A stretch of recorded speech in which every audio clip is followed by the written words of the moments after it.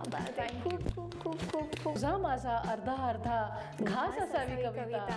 Obviously दोन मैत्रिणी किंवा दोन स्त्री एकत्र आल्या की थांबायला आवडत नाही. दोन्ही मराठी कविता आणि शीर्षक विस्की असं कधी नसतं. आणि उत्तम लेखिका कवयित्री म्हणून ती एक सुंदर भुवन माझ्यासमोर आहे आणि मी तिच्याशी गप्पा मारणार आहे. पुनर्जन्म. मला विचारलं गेलं तुम्ही किती वर्ष लिहिताय आणि मी मोजत गेले लेखणी सरेंडर झाल्याचा प्रत्येक दिवस. बेरीज बरोबर आलीही असती त्या दिवसांची कदाचित, पण हातचा म्हणून मिसळत गेला प्रत्येक वेळेस कवितेबरोबर झालेला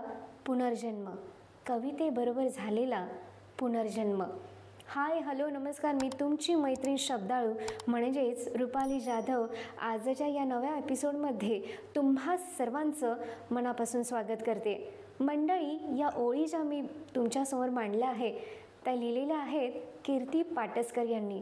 एक अष्टपैलू व्यक्तिमत्व म्हणून, एक प्राऊड मदर म्हणून, सोशल वर्कर म्हणून आणि उत्तम लेखिका कवयित्री म्हणून आज अगदी मनातलं यूट्यूब चॅनलच्या पॉडकास्टच्या या एपिसोडमध्ये आम्ही त्यांना निमंत्रित केलेलं आहे. आजच्या या भागामध्ये आम्ही त्यांच्याशी भरपूर गप्पा मारणार आहोत आणि त्यांच्या कविता ऐकणार आहोत.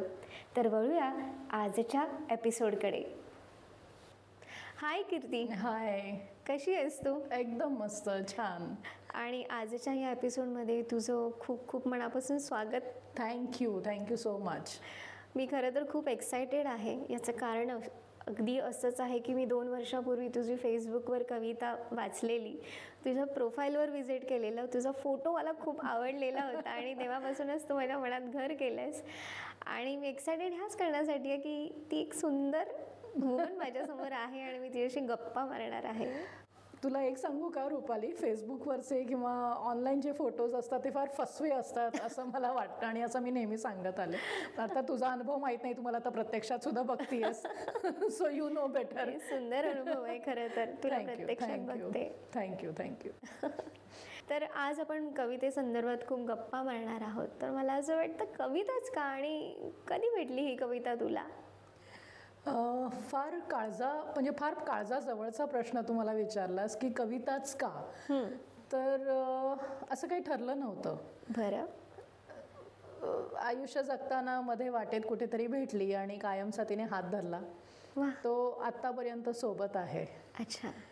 लहानपणापासून जर थोडासा विचार केला तर मी काही फार लहान असल्यापासून लिहित वगैरे नव्हते. बरं.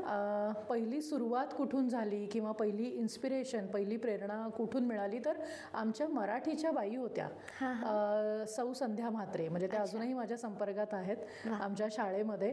आणि त्या इतकं रसाळ मराठी शिकवायच्या की आम्ही असे तल्लीन होऊन जायचो. त्यांचं मराठी ऐकताना, त्यांचं धडा शिकवताना, कविता शिकवताना. मग त्या विंदांच्या कविता असू देत, वसंत बापटांच्या असू देत, बोरकरांच्या असू देत, आणि त्या सगळ्या कविता ऐकत वाचत त्याची ती सौंदर्य स्थळ उलगडत वगैरे असं आम्ही मोठे झालो. आणि त्यांच्यामुळे मी पहिल्यांदा मला अशी कविता करावीशी वाटली. पहिली कविता मला सुचली मी 7वीत असताना. अच्छा. आणि सगळे जे म्हणतात की आता त्या कवितेला कविता म्हणावं की नाही माहीत नाही, असा मला काही प्रश्न पडत नाही. कारण असं वाटत नाही की इतकीच टाकाऊ होती. माझ्या त्या वयाला साजेशी आणि त्या माझ्या बुद्धीला साजेशी अशी कविता होती बहुतेक, असं वाटतं मला. अच्छा. आणि त्याच्यानंतर हळूहळू मग अनुभव विश्व जसं आपलं फोफावत जातं तसं आपली कविता किंवा आपला एक आकलनाचा परीघ, आपला अभिव्यक्तीचा परीघ हा पण असा मोठा होत जातो. आणि मग कविता आपोआप घडत जाते असं म्हणायला हरकत नाही. ओढून ताणून केलेली कविता कधी कविता नसते. त्याच्यामुळे आत्मिक समाधान नाही मिळत तुम्हाला. डिजिटल प्रसिद्धी खूप मिळेल पण त्याच्याने मानसिक समाधान तुम्हाला नाही मिळत. अगदी खरं आहे. मग मला सांग, तू जेव्हा पहिल्यांदा लिहायला लागलीस, पहिली कविता आठवते तुला? अगदी, म्हणजे मला पूर्ण नाही आठवत पण मला पहिल्या 4 ओळी नक्कीच आठवतात. की त्या अशा होत्या की प्रातःकाळी फिरायला जावे, सुंदर निसर्ग बघूनी यावे, असो तमिश्रावा असो प्रभात, उठून दिसे हे रमणीय दृश्य. म्हणजे असं कोणीतरी मोडीतही काढतील आता की ही काही कविता आहे का, पण सातवीतल्या माझ्या त्या लहान मुलीला जे वाटलं, तर तो तिला जो निसर्ग वाटला किंवा तिला जे हे वाटलं, तर त्या मानाने ती खूपच चांगली होती असं मला वाटलं. अगदी खरं आहे. मग जेव्हा घरी कळालं की तू लिहितेस, कशी प्रतिक्रिया होती घरच्यांची? माझं ॲक्च्युली बालपण म्हणा किंवा सगळं, मी मुंबईची, माझं गाव सोलापूरचं. अच्छा. तर जेव्हा मी लिहायला लागले किंवा पहिली कविता सुचली तेव्हा तो मे महिन्याचा काळ होता आणि तेव्हा आम्ही सोलापुरात होतो. आणि मग तेव्हा मी एक होती परी अशी माझ्या 2 लहान चुलत बहिणी होत्या, तर त्यांना असं काहीतरी एंटरटेन करायला किंवा त्यांना काहीतरी गोष्टी सांगून जोजवायला वगैरे असं हे केलं होतं. तर तेव्हा माझा काका म्हणाला होता की नाही, मी ना हे सोलापूरच्या पेपरामध्ये देतो. आणि मला इतकं भारी वाटलं होतं. आणि नंतर बहुधा ती छापून पण आली होती, संचारमध्ये छापून आली होती. तेव्हा अगदी मी शाळेमध्ये असताना आई बाबांना खूप आनंद झाला. बाबांनी कधीच दर्शवलं नाही, अजूनही बाबा अजिबात दर्शवत नाहीत.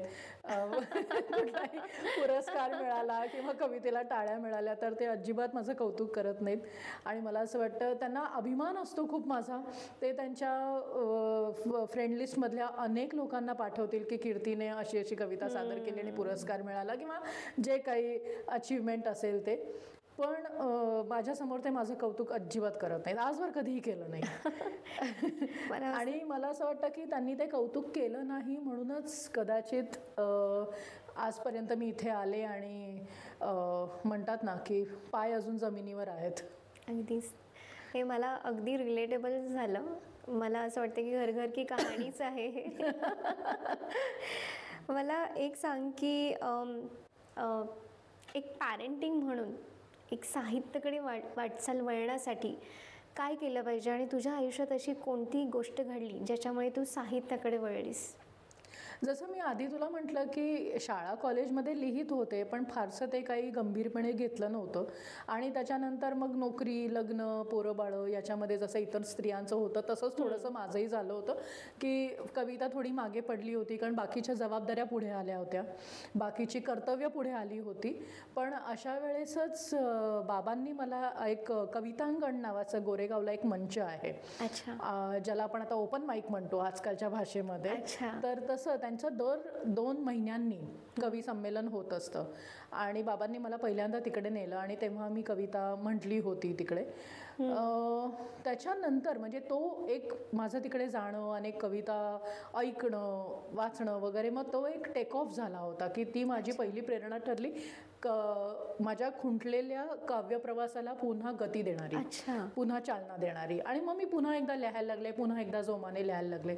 अनेक समकालीन कवी वाचनात आले आणि त्याच्यामुळे म्हणजे आजकाल कवी काय लिहित आहेत, कसं लिहित आहेत, कसे व्यक्त होत आहेत, किंवा आधी पूर्वसुरींनी जे लिहून ठेवलंय ते अर्थातच आपण वाचत मोठे झालेलो असतो, पण तेव्हा मी कवितेच्या संपर्कात आले आणि मग पुन्हा एकदा मी लिहायला लागले. पण जे कवितेला पुन्हा भेटल्यानंतर कसा अनुभव होता तुझा? खूप छान होतं, खूप छान. म्हणजे मला मी गवसल्याचा जो आनंद असतो तो कवितेला भेटल्यावर आनंद होता. आणि कविता हरवून जाते आपल्याला, हरवून नेते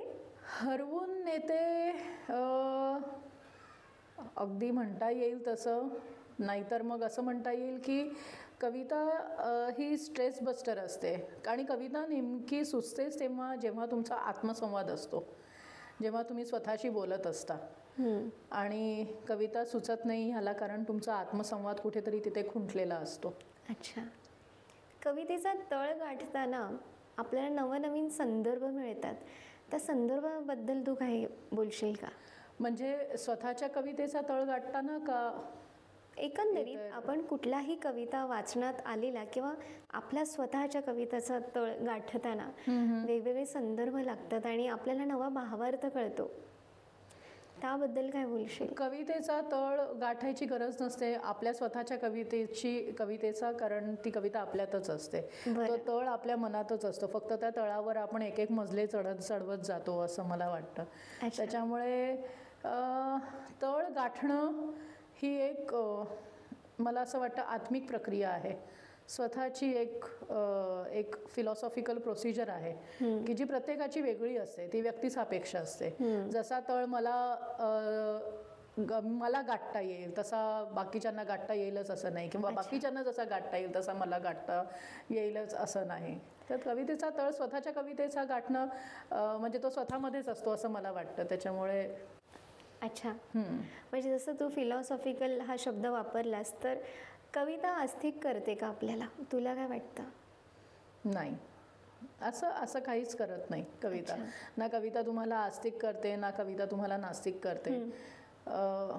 कविता ह्या सगळ्याच्या फार पुढे असते, वेगळ्या विश्वात असते. अच्छा, मग लहानपणी तू कधीच विचार केलेला नव्हतास की तू कविता करशील वगैरे? अजिबातच नाही.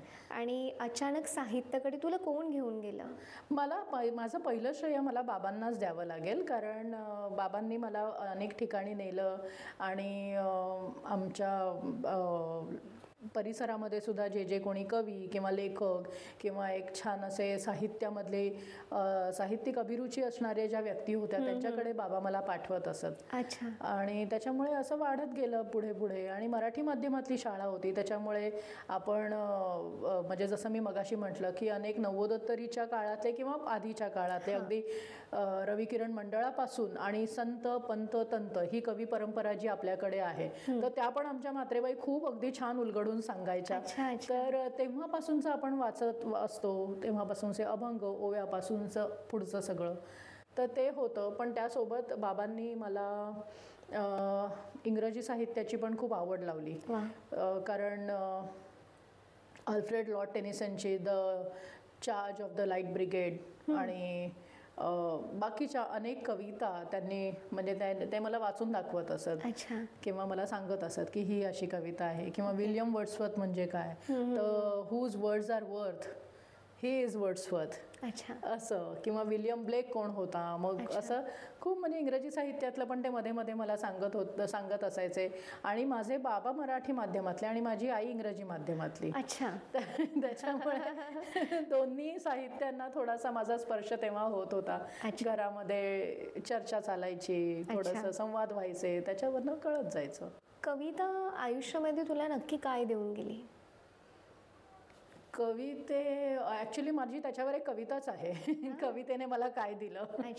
तर ती कविता कधीही ऐहिक सुख वगैरे देत नसते. तुम्ही बँकेच्या पासबुकात जसं तुम्हाला दाखवतात की बाबा हे बघा आज माझा एवढा बॅलन्स आला, आज ही मोठी गाडी मी घेतली, मोठं घर घेतलं, आज छानसा ब्रँडेड ड्रेस घेतला, असं काही कविता देत नसते.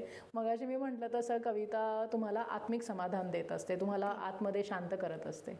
बऱ्याच वेळा मी अजूनही बघते माझ्या सकट अनेक कवींची चिडचिड होते, खूप ससे होलपट होते की का तर त्यांना कविता सुचत नाही.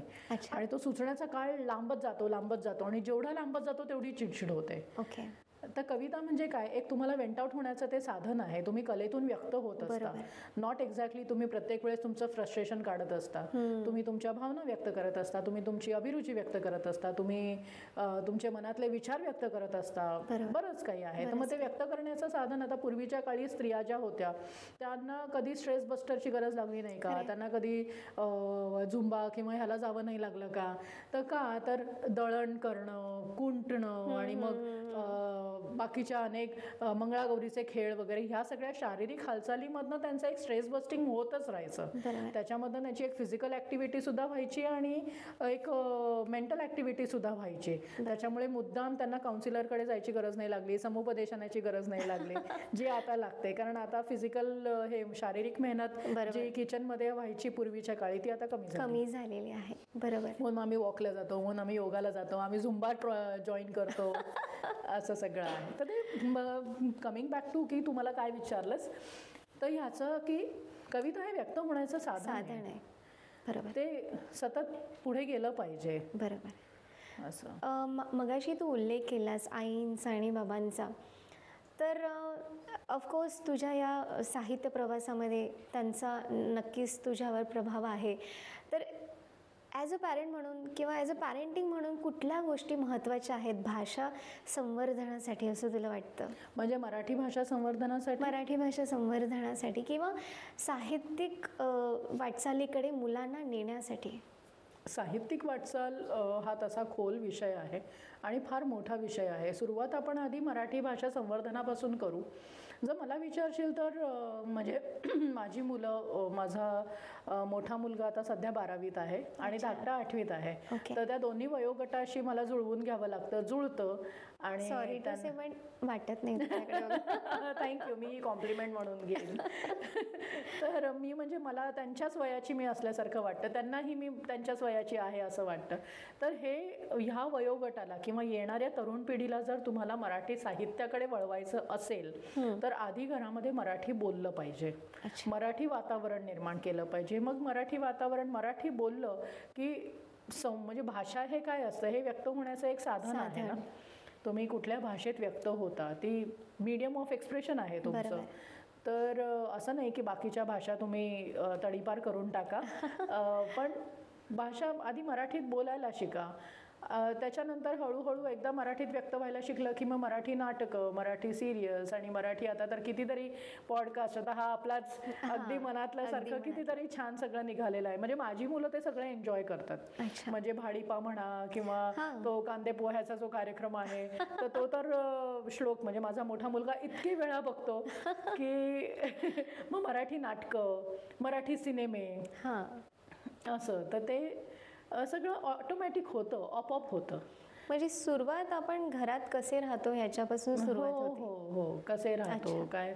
आता तू बघशील, म्हणजे तू अगदीच विचारशील तर आपलं ओपन हे आहे, चॅनल आहे आणि सेन्सॉरशिप वगैरे सारख्या प्रकार नाही. तर मला ह्याच्यावर सांगायला आवडेल की माझ्या मिस्टरांना मराठीचा फारसा गंध नव्हता आमचं लग्न ठरलं तेव्हा, कारण ते इंग्रजी माध्यमातले आहेत. त्यांना कविता म्हणजे कविता इथे तर ते तिथे कुठेतरी असं, म्हणजे कविता म्हणजे हा ठीक आहे कविता प्रकार असतो एवढंच त्यांना माहिती होतं. समदुःखी होतं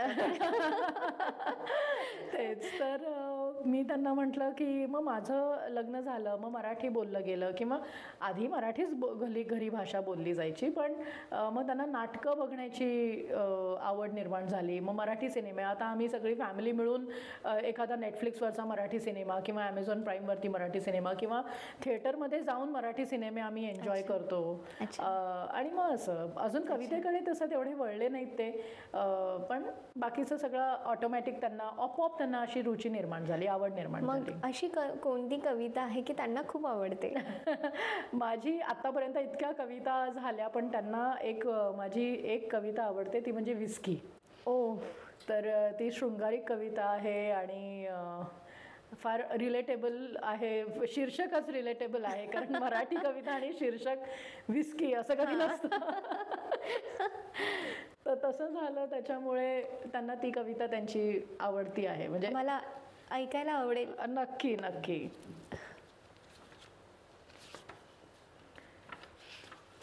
विस्की. उष्ण गरम विस्कीने चिरत जावा घसा अन घोटा घोटाने चढत राहावी नशा, तशी माझी तुझ्यातली इन्व्हॉल्वमेंट. उष्ण गरम विस्कीने चिरत जावा घसा अन घोटा घोटाने चढत राहावी नशा, तशी माझी तुझ्यातली इन्व्हॉल्वमेंट. विस्की पाजळत राहावी घशात, विस्की पाजळत राहावी घशात, पाजळावे जसे लामण दिवे जसे. ग्लासातल्या बर्फाची होत राहावी काहिली माझ्या इतकीच आतल्या ओढीला. ग्लासातल्या बर्फाची होत राहावी काहिली माझ्या इतकीच आतल्या ओढीला, आणि घशाची व्हावी लागण तोवर विस्कीच्या स्पर्शाला. एव्हाना विस्की बरसत जावी घशात, एव्हाना विस्की बरसत जावी घशात, घसा भिजत जावा तिच्यात, श्रावणाच्या उंबऱ्यावर पावसाने जसं बदलत जावं उन्हात. पाहता पाहता विस्की संपून जावी कधीतरी मध्यरात्री. पाहता पाहता विस्की संपून जावी कधीतरी मध्यरात्री, घसा तुडुंब भरवून, नशेचं बाष्प तसंच ग्लासावर ठेवून. विस्कीचा पडलेला मोहाचा विळखा घट्ट व्हावा घशात. विस्कीचा पडलेला मोहाचा विळखा घट्ट व्हावा घशात, आणि अगदी त्याच वेळी माझ्यातली विस्की सांडत जावी तुझ्यात, अन तुझ्यातला बर्फ वितळत जावा माझ्यात. उष्ण गरम इन्व्हॉल्वमेंट अशी बदलत जावी व्यसनात. उष्ण गरम इन्व्हॉल्वमेंट अशी बदलत जावी व्यसनात. क्या बात आहे. थँक्यू. आता तुला कळलं असेल की का आवडली. म्हणजे एकतरी कवितेचं शीर्षक आणि रसच हा आहे, शृंगार रस आहे आणि इतकी सुंदर कविता तू मांडलेस. खरंच थँक्यू. Thank you so much. बऱ्याच वेळा काय होतं ना की भावना कळल्या, शब्द कळले नाही तरी भावना कळते त्याच्या मागची. खरं त्याच्यामुळे नाही, खरंच खूप सुंदर कविता आहे. म्हणजे तू समोर सादर करतानाच आम्हाला इतकं भारी वाटलंय. थँक्यू. कवितेचा कुठला प्रकार तुला जास्त आवडतो म्हणजे लिहायला? मी खरं सांगू का, मी एकाच प्रकारात लिहिते, तो म्हणजे मुक्तछंद. आणि अगदी कधीतरी यमक असेल तर. पण माझा 99% काय 95% म्हणायला हरकत नाही, किंवा बहुतेक 95% माझा मुक्तछंद असतो. माझ्या लेखणीमधल्या सुद्धा सगळ्या कविता म्हणशील तर मुक्तछंदात असतं. कारण मला विचारशील तर माझेही मुक्तछंद असतात, कधी कधी छंदबद्ध पण असतात. पण शृंगार रस मला लिहायला फार आवडतो. म्हणजे मी एन्जॉय करते. बेसिकली प्रेम व्यक्त करायला मला आवडतं. तसं कुठला रस आहे कविते संदर्भात तुला व्यक्त करायला खूप आवडतं? ते तर आपल्या अभिव्यक्तीवरती अवलंबून आहे, जशी जेव्हा सुचत जाईल तशी. पण एन्जॉय म्हणशील तर हो, शृंगार रस छान मला वाटते. ती कविता लिहून झाल्यावर फार भारी वाटतं की अरे आपण असंही काही लिहून गेलो का, किंवा ॲब्स्ट्रॅक्ट एखादी असेल तर ती छान असते, किंवा निसर्ग कविता सुद्धा. अच्छा. पण मेन स्त्रीवादी कविता, त्याच्याने जास्त समाधान मिळतं बऱ्याच वेळा. कारण माझ्या ज्या कविता आहेत लेखणीमधल्या सुद्धा, माझ्या ज्या बऱ्याच कविता आहेत त्या स्त्री जाणीवांच्या कविता आहेत असं म्हणता येईल, स्त्रीवादी म्हणण्यापेक्षा. स्त्रीवादी हा उल्लेख आला आहे तर मला तुला हा प्रश्न विचारायला खूप आवडेल की स्त्रीवादी साहित्याबद्दल काय सांगशील, आणि सध्याचा जो कालखंड आहे त्यामध्ये स्त्रीवादी साहित्याचं कसं स्वरूप आहे? खरं तर ना, स्त्रीवाद किंवा फेमिनिझम ह्याला आपण जसं म्हणतो की तसं त्याची सुरुवात 19व्या शतकात झाली अमेरिकेमध्ये. आणि त्याच्या 3 मुवमेंट्स झाल्या, त्याच्या 3 चळवळी झाल्या. सिमॉन डी बुआ आणि बऱ्याच अशा ज्या लेखिका कवयित्री आहेत, तर त्यांनी त्या फेमिनिस्ट अप्रोचवरती बरंच काही छान लिहून ठेवलेलं आहे. तर खरं तर आता त्याचा थोडा विपर्यास केला जातोय. कारण स्त्रीवाद म्हणजे असं म्हटलं जातं की पुरुषांना टक्कर देणारं किंवा पुरुषांच्या वरचढ असं असणारं. तर असं नाही आहे. स्त्रीवाद म्हणजे फेमिनिझम म्हणजे स्त्री पुरुष यांना इक्वल हक्क, समान हक्क, न्याय्य हक्क, आणि स्त्रियांच्या भावना, स्त्रियांच्या जाणीवा समाजापर्यंत पोहोचवणारा जो काही एक अप्रोच असतो त्याला आपण स्त्रीवाद असं म्हणतो. That is called feminism. बरोबर. असं आहे की स्त्रियांचा दृष्टिकोन जाणणारा, तो ओळखणारा आणि तो लोकांपर्यंत पोहोचवणारा, तो स्त्रीवाद असतो. स्त्री जाणीवेच्या कविता असं. बरोबर. मला हा उल्लेख आता तुला यांच्याकडे घेऊन जायचा आहे की शांता शेळके आहे किंवा अरुणा ढेरे आहेत, प्रज्ञा गोळे आहे. यांच्या कविता वाचल्यानंतर आपल्याला कळतं की त्यावेळीची जीवनशैली कशी होती, त्यांचं आयुष्य कसं होतं, त्यावेळेचं साहित्य आणि आत्ताची जी स्त्री आहे तिचं साहित्य, यामध्ये फरक काय आहे आणि समांतर गोष्ट कोणती आहे? स्त्री दिवसेंदिवस काळानुरूप प्रगल्भ होत गेली, शिकत गेली, पुरुषांच्या खांद्याला खांदा भिडवून पुढे जात गेली. पण तिची काही स्वतःची दुःख अजूनही आहेत. म्हणजे सगळंच सुखाचं आणि गुडी गुडी झालं आहे, ऑलवेज झालं आहे असं नाही होत. तिच्या पुढेही आजही चॅलेंजेस असतात, बऱ्याच वेगळ्या गोष्टी असतात. म्हणजे तेव्हा स्त्रियांच्या पुढची आव्हानं वेगळी होती आणि आताच्या स्त्री पुढची आव्हानं वेगळी आहेत. म्हणजे मला इथे सांगायला आवडेल की आपल्या ज्या एक माझ्या आवडत्या फार स्त्रीवादी लेखिका आणि कवयित्री आहेत, संगीता अरबुने, तर त्या असं म्हणतात की सावित्री, तू हातात पाटी पेन्सिल दिलीस, पण हातातलं लाटणं काही सुटलं नाही बघ. म्हणजे या 2 ओळींवरनं त्या इतकं काही सांगून जातात की कितीही झालं तरी काही गोष्टी या स्त्रीसाठीच आहेत. म्हणजे त्या जसं काही त्यांच्यासाठी राखून ठेवलेल्या आहेत. उदाहरणार्थ स्वयंपाकघर. म्हणजे मी परवा एक व्हिडिओ बघत होते, आपली अभिनेत्री लेखिका ट्विंकल खन्ना, अक्षय कुमारची बायको, ती असं सांगत होती की आज घरी काय बनवायचं हा प्रश्न नेहमी स्त्रियांकडेच का असतो.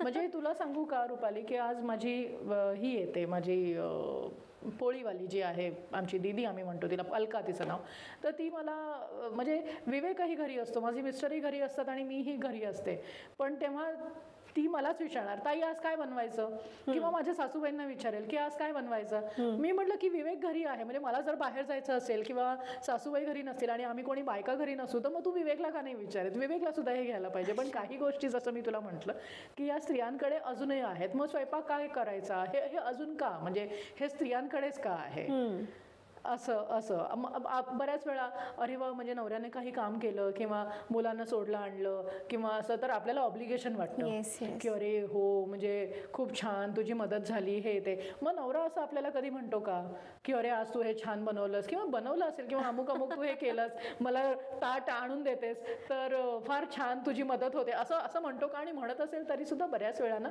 त्या गोष्टी गृहीत धरल्या जातात, त्या ग्रांटेड धरल्या जातात. तर ते होता कामा नये. ह्या गोष्टींचा सारांश मात्र येतच असतो साहित्यामध्ये. आडून आडून सगळं येत असतं बऱ्याच वेळा. असं प्रतिमा, आता तू विचारलंस की तेव्हाच्या कवयित्रीने आताच्या कवयित्री, स्त्रीवाद किंवा स्त्री जाणीवेच्या कवितांमध्ये काय बदल झालाय, तर प्रतिमा बदललेल्या आहे, जसं मी म्हटलं आव्हानं बदललेली आहेत, त्यांचं कॉन्टेंट बदललेलं आहे. जसं मी मगाशी तुला संगीता ताईंचं उदाहरण दिलं, संगीता अल्बुने, तर त्यांचा अतिशय सुंदर मला आवडलेला काव्यसंग्रह, म्हणजे गेल्या 10 वर्षात स्त्रीवाद, अस्सल स्त्रीवाद जोखणारा काव्यसंग्रह आहे की बायका झुळझुळत ठेवतात आयुष्याचा पदर. त्यांच्या काव्यसंग्रहाचं नावच ते आहे की बायका झुळझुळत ठेवतात आयुष्याचा पदर. आणि त्याच्यामध्ये किती ज्या काही 60-70 कविता आहेत, त्या सगळ्या कविता बायका या नावाने सुरू होतात. तर मी सुरुवातीला जेव्हा ताईंकडनं तो मागून घेतला आणि मी वाचायला सुरुवात केली, तर पहिली मी अनुक्रमणिका पाहिली आणि मला वाटलं अरे बापरे, काय आहे सगळं बायका बायका बायका, फारच असं मोनोटॉनस होईल किंवा त्याच्यामध्ये तोचतोपणा येईल. पण खरंच सांगते, एकाही कवितेमध्ये तोचतोपणा नाहीये. प्रत्येक कवितेमध्ये ती कवयित्री वेगळं काहीतरी बोललेली आहे. की बायका ब्युटी पार्लरवर जातात तेव्हा काय करतात, बायका गॉसिप करतात असं का म्हटलं जातं, बायका विहिरीवर जातात तेव्हा काय होतं, असं इतकं म्हणजे त्यांनी. आणि मगाशी तू जे म्हणालीस ना की कवितेचा तळ, तर त्यांनी तो त्यांच्या कवितेचा तळ गाठलाय, किंवा मी असं म्हणेन की त्यांनी बायकांच्या मनाचा ठाव त्याच्यामध्ये घातलेला आहे. अगदीच अगदी इंटरेस्टिंग आहे खरं तर. माझं हे तुझं सगळं ऐकतेय त्याच्यामुळे मला आणखीन असं भारावून गेल्यासारखं वाटतं. आणि तुला अजून एक म्हणजे मुद्दा मला इथे सांगावासा वाटतो की नेहमी कवयित्रीच का स्त्रीवरती व्यक्त होते, कवी का स्त्रीवरती व्यक्त होत नाहीत.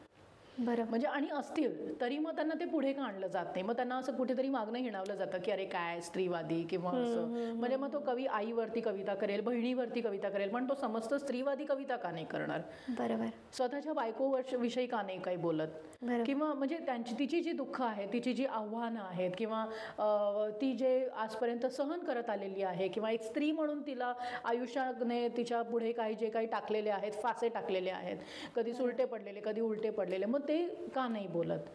तर ते कवींनी पण बोललं पाहिजे ना की का ही मक्तेदारी काय फक्त स्त्रियांची नाही की स्त्रियांविषयी स्त्रियांनीच बोलावं, असं सगळ्या समाजाने बोललं पाहिजे. अगदीच खरं आहे हे. मला असं सांग की कविता समजत जाताना, उलगडत जाताना अशा कोणत्या कवयित्री आहेत, कवी आहेत की तुला खूप भारावून गेल्यासारखं वाटतं? तसं फार काही नाही, म्हणजे अगदीच सांगशील तर. पण मला संगीताताईंच्या कविता आवडल्या आणि पूर्वसुरींच्या कविता सगळ्या आपण ज्या वाचत आलोय त्या. अच्छा, आता पटकन असं डोळ्यासमोर आणणं किंवा हे कठीण आहे. समकालीन माझ्या खूप मैत्रिणी ज्या आहेत त्या खूप चांगलं लिहितात. काहींची नावं घेतली आणि काहींची नावं नाही घेतली तर त्या नाराज होतील म्हणून मी कोणाचं नाव घेत नाही. मी स्वतः गझल लिहित नाही, पण मला गझल एन्जॉय करायला खूप आवडते, मला गझल म्हणायला आवडते, मला गझल ऐकायला आवडते. आणि दुर्दैवाने अजून मला मुशायरामध्ये जायची संधी आलेली नाही आहे ऐकायला वगैरे. तर ते प्लीज जे कोणी आपले ऑडियन्स बघतायत तर प्लीज मला मुशायराला बोलवा, मला आमंत्रण द्या. आणि तर ते छान असतं. म्हणजे मी गझल लिहित नाही तर गझल पण मला आवडते. तर गझलेमध्ये सुद्धा माझ्या खूप छान काही मैत्रिणी आहेत, खूप सुंदर व्यक्त होतात, स्त्रीवादी व्यक्त होतात आणि इन जनरल सुद्धा व्यक्त होतात. तर असं मी कोणाचं नाव नाही घेऊ शकत की. भारावून येणारी म्हणजे बऱ्याच येतात आता, असं भारावून जायला होतं असं. घर, संसार आणि आपण ज्या काही व्यावसायिक गोष्टी करत असतो हे सगळं हँडल करताना कविता कशी तू जोपासत असतेस आणि कसं वेळेचं सांगड घालत असतेस? हां, आता ह्याच्यामध्ये तुला एक सांगू का, की सगळ्यात आधी श्रेय ना मला माझ्या घरच्यांना द्यावं लागेल. याला कारण असं की माझ्या सासूबाईंना कवितेचा गंध नाही, माझ्या मिस्टरांना कवितेचा गंध नाही, पण त्यांनी मला पूर्ण लिबर्टी दिली, त्यांनी मला पूर्ण स्वातंत्र्य दिलं की नाही तुला आवडतं ना या क्षेत्रात तर तू कर. म्हणजे मला कुठे कार्यक्रमाला जाणं म्हणा, संमेलन करणं म्हणा, आता तर माझी मुलं मोठी झाली, एकटी राहतात वगैरे, पण मुलं लहान असताना ती जबाबदारी माझ्या सासूबाई घेत असत. आणि सासूबाई नसतील तर माझे मिस्टर शिफ्टमध्ये काम करतात, तेव्हा ते घरी असताना ते घेत असत. हां, तर मग हे पहिलं एक कॉपरेशन, एक सहकार्य त्यांच्याकडनं मिळालं जे मी कधीच विसरू शकत नाही. म्हणजे त्याच्यासाठी मी कृतज्ञ आहे त्यांच्याशी. आणि दुसरं म्हणजे की आपल्यालाच आपलं वेळेचं गणित बसवावं लागतं. अगदी.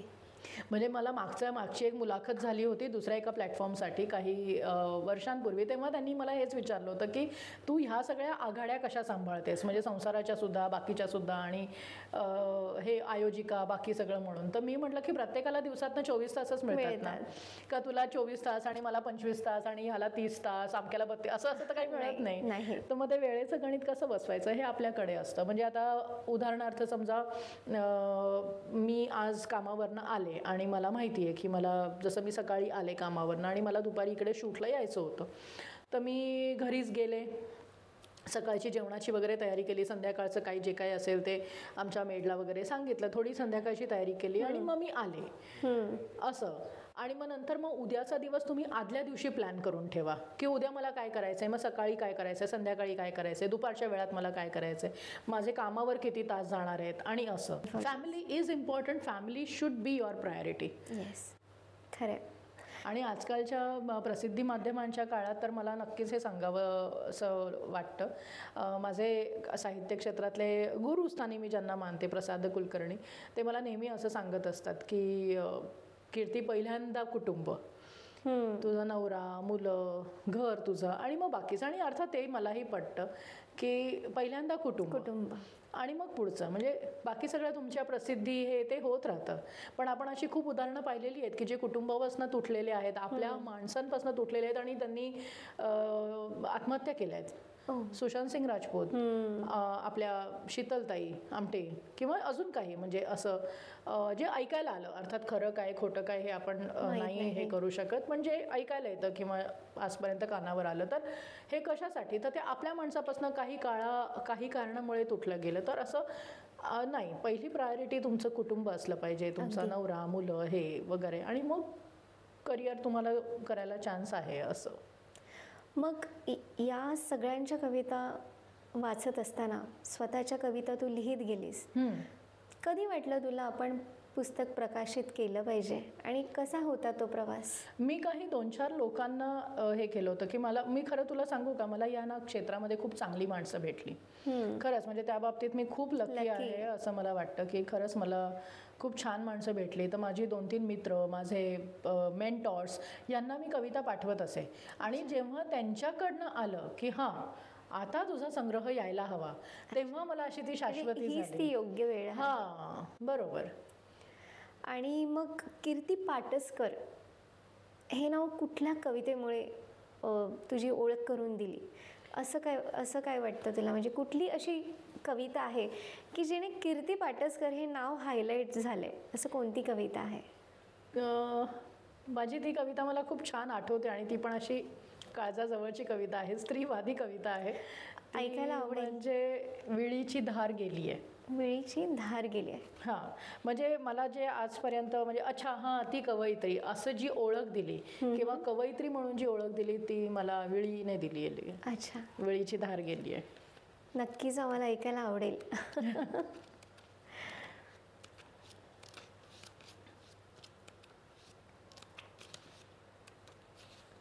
विळीची धार गेली आहे, विळीची धार गेली आहे.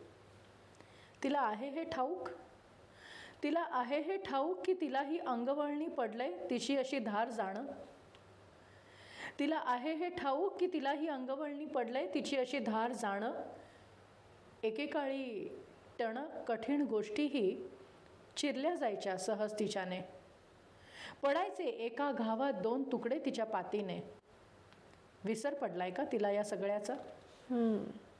विसर पडलाय का तिला या सगळ्याचा, की गृहीत धरलं गेलंय तिलाही इतकी वर्ष? की पातीला धार करण्याऐवजी आपण करून घेतलीय कलही आलेल्यांसमोर तिला चमकवायला? की तिच्या धारेला बनवलीये शोभेची वस्तू आणि केलाय तिचा हवा तसा उपयोग? तिचा हा बोथटपणा काळानुरूप आलेला की स्वभावच आपसूक सरावलेला? तिचा हा बोथटपणा काळानुरूप आलेला की स्वभावच आपसूक सरावलेला? ह्या प्रश्नांची उत्तरं वेळी देत नसते. ह्या प्रश्नांची उत्तरं वेळी देत नसते. आणि म्हणूनच की काय वेळी बऱ्याचदा मला माझ्यासारखी दिसते.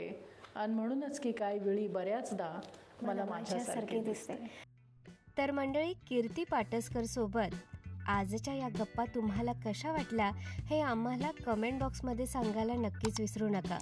आणखीन खूप साऱ्या गप्पा रंगलेल्या आहेत, पण त्या तुम्हाला पाहायला मिळतील अगदी मनातलं पॉडकास्टच्या पुढच्या एपिसोडमध्ये.